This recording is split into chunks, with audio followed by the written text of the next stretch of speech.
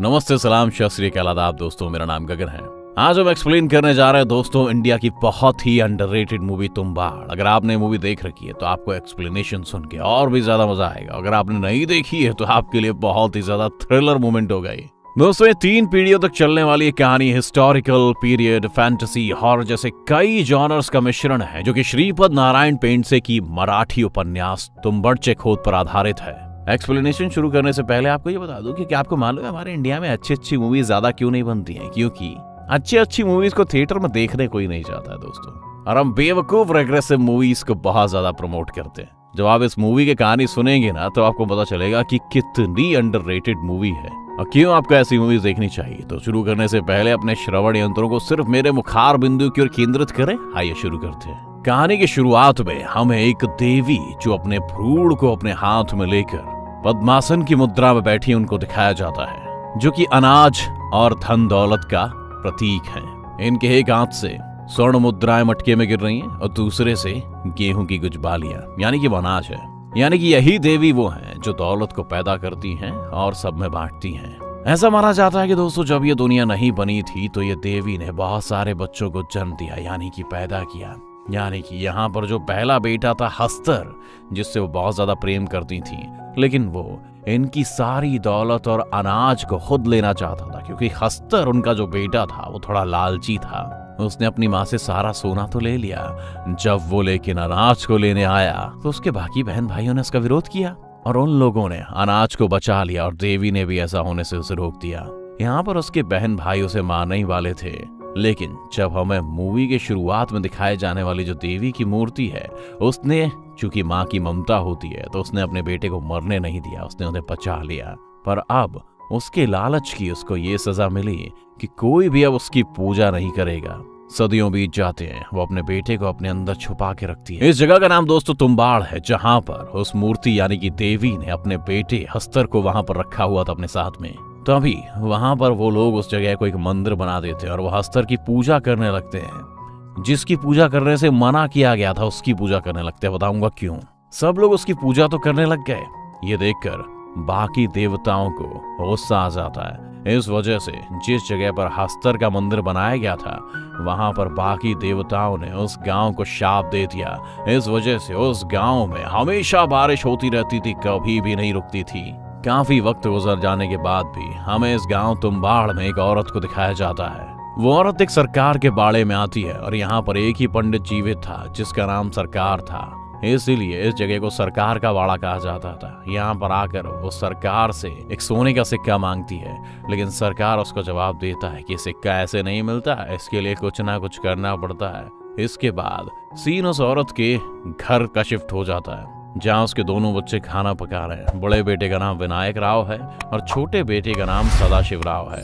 और यहाँ पर दोनों बच्चे अपनी माँ का इंतजार कर रहे होते हैं, क्योंकि वो रोजाना सरकार के पास जाया करती थी और आज वो काफी ज्यादा लेट हो गई थी। और यहाँ पर उसके दोनों बच्चे आपस में बात कर रहे होते हैं कि दादी को खाना कौन देगा। दादी मालूम है, जो इनके घर में एक दादी है जिसे बेड़ियों से बांध कर रखते हैं, उसको खाना देने सिर्फ उनकी माँ ही आती है। लेकिन आज चूंकि माँ यहाँ पर नहीं है तो इनको लिए चिंता का विषय है कि खाना तो हमने बना दिया, लेकिन दादी को परोसेगा कौन। उस दादी की एज बहुत ज्यादा है दोस्तों और उनका शरीर सड़ चुका है, यानी कि दादी मर नहीं रही है। इसके बाद उनके दोनों बेटे घर का दरवाजा खोल कर करके अंदर आ जाते हैं और थोड़ी देर बाद उनकी माँ भी आ जाती है। तभी उनका बेटा अपनी माँ से पूछता है कि क्या आपको सोने का सिक्का मिला। माँ कुछ भी जवाब नहीं देती। अब सीन शिफ्ट होता है सरकार के घर पर। सरकार की आंखें फटी रह गई, यानी कि सरकार की मृत्यु हो गई है। वो लोग उस सरकार का फ्यूनरल करते हैं। इसके बाद वो औरत अपने बेटों से कहती है कि वो लोग यहाँ पर अब नहीं रहेंगे। तो सभी लोग जानते हैं कि ये कहानी हमें बहुत ही पुरानी दिखाई गई दोस्तों। उस वक्त में गाड़ी मोटरसाइकिल नहीं हुआ करते थे। तभी ये औरत अपने बेटों को दूसरे शहर जाने के लिए कहती है। इसके बाद सीन शिफ्ट होता है और हमें दिखाया जाता है कि उसका छोटा सा बेटा जो कि ऊपर एक टहनी पर बैठा हुआ था, तभी वो अचानक से उसका पैर फिसलता है और वो नीचे गिर जाता है। तभी उसका दूसरा भाई विनायक राव अपनी माँ को बुलाने के लिए जाता है और उसकी माँ उसे वैद्य के पास लेकर चली जाती है। तभी उसका बेटा विनायक राव से पूछता है कि अगर दादी को भूख लगे तो मैं उससे क्या कहूँ। तभी विनायक राव की माँ उसे कहती है कि उनको खाना दे देना, अगर इससे ज्यादा वो तंग करे तो उससे कह देना कि दादी सो जा वरना हस्तर आ जाएगा। इसके बाद बिल्कुल ऐसा ही होता है। वो खाना बनाकर दादी को देने की कोशिश करता है। वो गेट के साक्ष्य के बाहर आता है। उसकी दादी उससे कहती है कि क्या तुम्हें खजाना चाहिए। विनायक लालच में आ जाता है। विनायक एक लालची बच्चा होता है दोस्तों। वो दरवाजे के पास जाकर बैठ जाता है कि शायद दादी खजाने का कोई रास्ता बता दे और वो सोने की मुद्रा मुझे दे दे। जब वो अंदर आता है तो दादी उससे कहती है कि सरकार के वाड़े में खजाना है। इससे पहले विनायक कुछ और पूछता, दादी उस पर हमला कर देती है और दादी उसको पकड़कर मारने लगती है और कहती है कि आज मैं तुझे खाऊंगी। विनायक यहाँ पर उस नाम को याद करने की बहुत कोशिश करता है जो कि उसकी माँ ने उसे बताया था कि उससे कह देना सो जा वरना हस्तर आ जाएगा। इससे दादी शांत हो जाएगी क्योंकि दादी शापित है और हस्तर से ही डरती है। दादी विनायक को खींचकर उसकी गर्दन काटने के लिए उसको अंदर ले जाती है और फाइनली यहाँ पर विनायक को वो सीन याद आ जाता है जो उसकी माँ उसे कह के गई थी, सो जा दादी नहीं तो हस्तर आ जाएगा। और जैसे ही वो ये कहता है दादी तुरंत बेहोश हो जाती है डर के मारे। तभी वहां पर विनायक की माँ भी आ जाती है। विनायक अपनी माँ से अपने भाई के बारे में पूछता है और उसकी माँ उसे कुछ भी नहीं बताती क्योंकि विनायक का भाई मर चुका था। और उसकी माँ उससे कहती है कि हमें यहाँ से अब फौरन निकलना होगा। सुबह होते ही ये लोग एक नाव में बैठकर दूसरे शहर के लिए रवाना हो जाते हैं। विनायक फिर से अपनी माँ से उस सोने की मुद्रा के बारे में पूछ रहा था। मतलब उसे अपने भाई की मौत की कोई भी चिंता नहीं थी। तभी उसकी माँ विनायक को एक सोने का सिक्का दे देती है और विनायक अपनी माँ से कहता है कि अगर हम दादी को खाना नहीं देंगे तो वो ऐसे ही शायद भूखे रहकर हमें खजाने के बारे में बता दे। लेकिन उसकी माँ यहाँ पर उसको चुप करवा देती है और अपनी कसम देती है कि वो आज के बाद इस तुम्बाड़ गांव में कभी नहीं आएगा। शायद उसकी माँ ने अपने बेटे को खोकर अपने लालच का सबक सीख लिया था। इसके बाद दोस्तों हमें 15 साल के बाद का सीन दिखाया जाता है जहाँ पर हम ये देखते हैं कि विनायक राव बड़ा हो गया है और वो दोबारा से तुम्बाड़ गांव में आता है क्योंकि शायद आज भी उसके दिल में ये टीस और लालच है कि जिस खजाने के बारे में उसकी दादी ने उसको बताया था उसे कुछ भी करके मुझे खोजना है। इसके बाद वो अपने बंजर हो चुके घर में दोबारा प्रवेश लेता है और देखता है कि दादी आज भी जिंदा है क्योंकि दादी को ना मरने का शाप था। तो अगर वो लोग दादी को खाना ना भी दें तो भी दादी जिंदा रहेगी, लेकिन उसे भूख प्यास लगती रहेगी। उनकी कोई भी देखभाल ना होने की वजह से वहां सिर्फ बस दादी की सांसें ही चल रही हैं। लेकिन विनायक तो बहुत लालची आदमी था। वो आकर दादी को थोड़ा दाना पानी खिलाता है और दादी से कहता है कि मुझे उस खजाने के बारे में बता दो और मैं तुम्हें मुक्ति दिला दूंगा। वो कहता है कि दादी अगर वो खजाने के बारे में आप मुझे बता दे तो वो खजाना हम दोनों आपस में बांट देंगे। दादी कहती है कि मुझे अब कुछ भी नहीं चाहिए, अब मैं और ज्यादा जीना भी नहीं चाहती। वो अपनी दादी से डील करता है कि अगर मुझे खजाने के बारे में तुम बता दोगी तो मैं तुम्हें मुक्ति दे दूंगा। तभी उसकी दादी उसे बताती है कि कई साल पहले की बात यह है कि मैं कुएं में उतरने में माहिर थी और फाइनली विनायक को पता चल जाता है कि कुएं में खजाना है और अब वो उस जगह का पता लगा लेता है जिस जगह पर वो कुआं था और वो उस कुएं में उतरने की प्रैक्टिस भी कर लेता है। लेकिन वहां से खजाना कैसे लाना है ये बात उसको अभी भी पता नहीं चलती। फिर विनायक दोबारा दादी के पास आता है और दादी उसको पूरा का पूरा राज बता देती है। इसके बाद विनायक दादी समेत अपने पूरे घर को आग लगा देता है क्योंकि उसने दादी से वादा किया था कि वो दादी को मुक्ति दे देगा। और अब जो वो सोने की मुद्रा लेकर अपने घर वापस आता है तो उसकी बीवी ने एक छोटा सा कारोबार शुरू किया था, ब्राह्मणी के हाथ से पीसा शुद्ध आटा। आप तो जानते हैं जातिवाद उस समय कितना फैला हुआ था हमारे देश में, जो कि आज भी अभी तक पूरी तरह खत्म नहीं हुआ है। वो अनाज पीस कर बेचती थी। यहाँ पर विनायक अपनी बीवी से कहता है कि मैं तुम्हें रानी बना दूंगा। अब हमारे पास बहुत ज्यादा पैसे आने वाले हैं और हमारे यहाँ पर दिन बदल जाएंगे और हम बहुत ज्यादा अमीर होने वाले हैं।